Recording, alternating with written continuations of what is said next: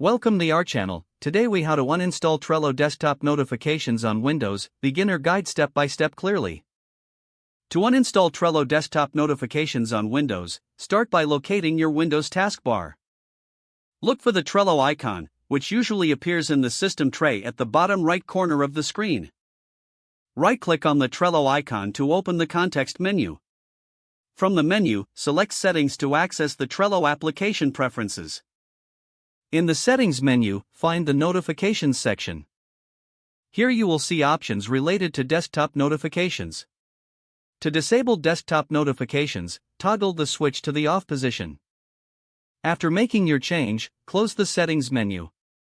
If you wish to completely remove Trello from your system, open the Start menu. Type Add or Remove Programs in the search bar.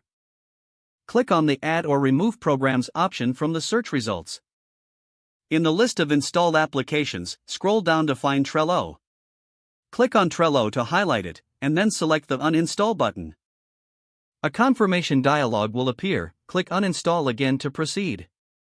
Follow the on-screen instructions to complete the uninstallation process. Once uninstalled, verify that Trello is no longer listed in your applications. Finally, restart your computer to ensure all changes take effect. If the page does not load, refresh the browser or try again in a private or incognito window. Make sure you are using the correct email address, then retype it carefully to avoid small typos. If your password is not accepted, use the reset option and create a new strong password you can remember. Check your spam folder for verification or security emails, then complete any requested confirmation steps. Enable two-factor authentication if available to improve account security and reduce unauthorized access risk.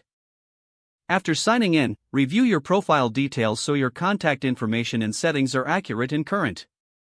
If you see an error message, note it down and try again after restarting your device and internet connection. Log out when you finish, especially on shared devices, to keep your account and payment information secure. If the page does not load, refresh the browser or try again in a private or incognito window.